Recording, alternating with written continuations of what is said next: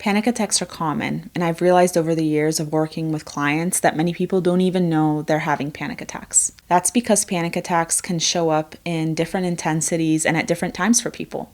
So you might find it surprising that some people experience symptoms internally without the outward, more known signs like hyperventilation and crying. In this video, I'm going to talk about 4 different kinds of panic attacks, the most common places that people experience panic attacks, why they happen in the first place, and finally, I'm going to give you 5 tips to help you cope through panic attacks.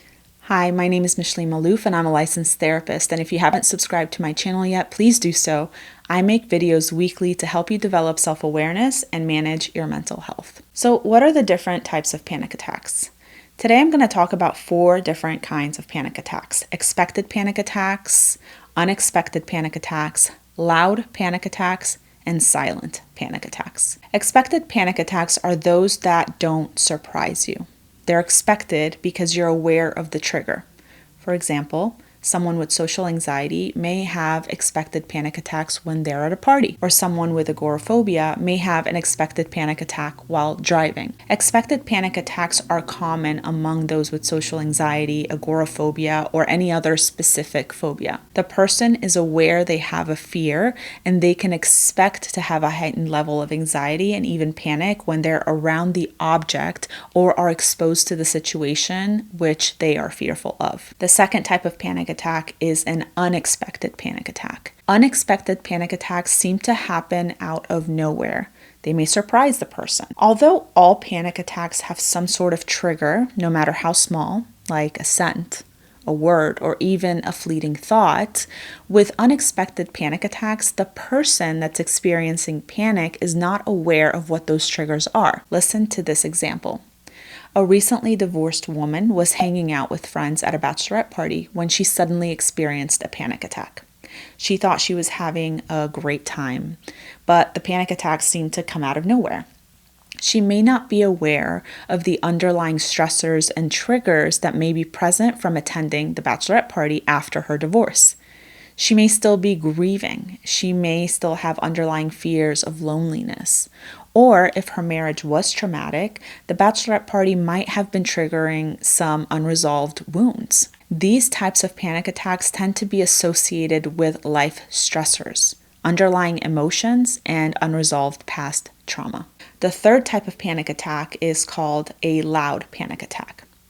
Loud panic attacks are a term that I use to describe panic attacks that are visible to others. This means that other people can see that you're experiencing a panic attack. You might be hyperventilating, shaking, crying, rocking back and forth, or sweating. And finally, we have silent panic attacks. So the opposite of loud panic attacks, as silent panic attacks are experienced just as intensely, but you might be staring off into space or zoned out. Other people may not realize what you're experiencing internally. And although you may look checked out or even calm on the outside, internally, you are experiencing intense heart palpitations and nausea. You might have trouble swallowing and feel really cold or really hot or dizzy. You can experience all of these types of panic attacks at different times in your life or in different situations, and they can even occur simultaneously. For example, you can have a loud, expected panic attack, or you can have a loud, unexpected panic attack.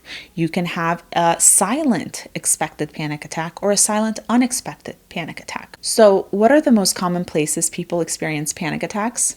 It's extremely common to have panic attacks in public places, and I've recently realized it's much more common than I even initially thought. I've been posting many tips on Instagram and TikTok for panic attacks at grocery stores, on planes, while driving, etc. And the number of people commenting that they thought they were alone is impressive. But of course, since many people believe they're alone, it's going to be really helpful to talk about this. So here are some of the most common places people experience panic attacks. The first place I'm going to mention is work or school. So the pressure of meeting deadlines and exams, being called out in meetings or in class, having to speak up or make presentations, having unrealistic expectations placed upon us, being around people all day, being enclosed all day. All of these things put so much pressure and stress on us and can lead to increased panic attacks. Number 2, driving. This one is common for those with agoraphobia or those who have experienced an accident. It can feel scary to have to worry about people on the road, the fear of being pulled over, the fear of the quality of the roads, depending on where you live. If you've experienced trauma in the past and you are constantly experiencing dissociation, you might fear losing control. One of the biggest fears of those with panic disorder is that the panic attack will pop up unexpectedly and cause them to get into an accident. The next place is on flights. Having a panic attack on a plane is also extremely common. Takeoff and landing can be so stressful. The sounds the plane makes can be scary. The feeling that you can't escape. As a matter of fact, you can't escape when you're up in the sky. So a lot of people fear that inability to leave if they need to.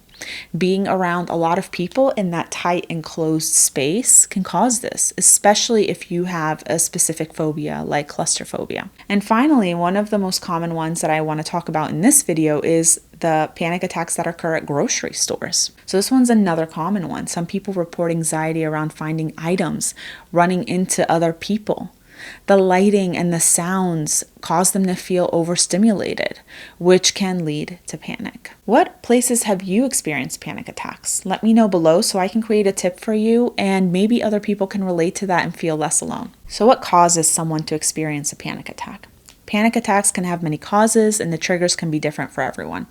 People who have higher levels of anxiety or who experience anxiety-related disorders tend to experience panic attacks way more than those who don't, although anyone can experience a panic attack. Some of the most common triggers for panic attacks include things like major life stressors, like experiencing relationship challenges, losing a loved one, losing a job, feeling overwhelmed, and not having enough support.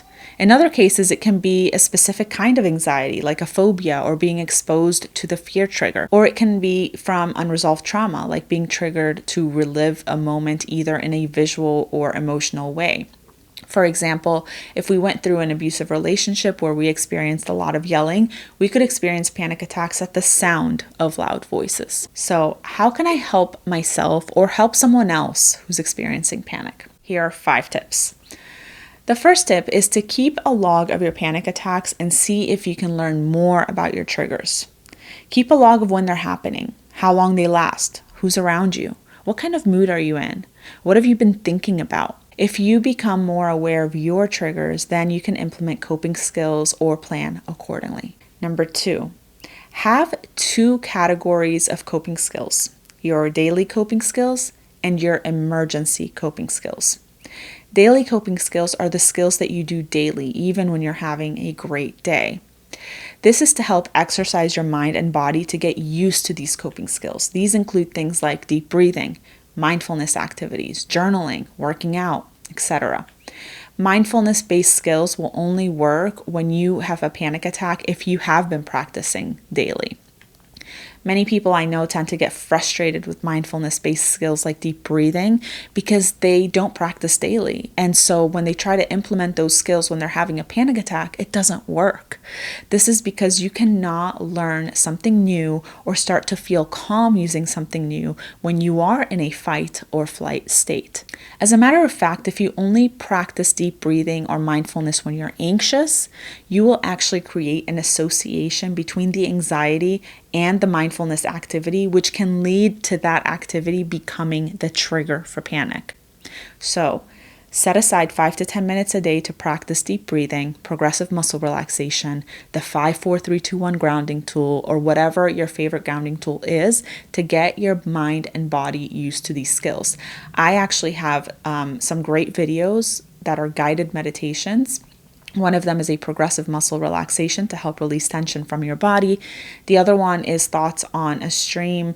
It's a diffusion activity for when you have a lot of anxious thoughts or intrusive thoughts. Both of these are guided meditations that I created that I will link in the description below. I want you to practice these every single day. That way, when you do have heightened levels of anxiety or you feel a panic attack coming on, they're more likely to work. So make sure you check those out and save them for future use. My third tip is to have an emergency panic box with everything you need to regulate your body when you are having a panic attack or when you do feel a lot of anxiety. This box can include things like sour candy, spicy food, ice packs, soothing music, comforting scents, anything you need to help soothe your body. At the first sign of anxiety or panic, you can regulate your body by holding the ice in your hand or the ice pack. If you're out in public and you can't take that box with you, I always recommend having a thermos full of just ice cubes that you always take around with you. You can fill it all up with ice cubes and have sour candy on hand. And at the first sign of a panic attack, you can hold the ice in your hand or eat the sour candy. If you're at work or at school or in a public place and you don't have those items on you, you can head to a bathroom and splash some cold water in your face. These body focus skills can help regulate your nervous system. They can slow down your heart rate. They can slow down your breathing, which in turn can shorten the panic attacks. Once you have done that, my fourth tip, once you've done that, then you can move on to implement the mindfulness and breathing tools that you've been practicing daily. Now you can focus on deep breathing, releasing tension from your body through progressive muscle relaxation or shaking or any other tool that you tend to use to help you ground in your environment and with your surroundings. And finally, number 5, be patient with yourself.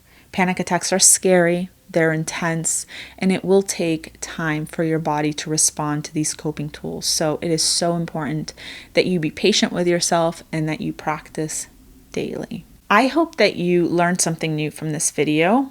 I hope that these coping skills can help you. If you have any questions, please leave them in the comment box below. Let me know what's worked for you. What are some of your favorite tools that have helped you? Maybe you can help somebody else. And of course, as always, I will see you in the next video.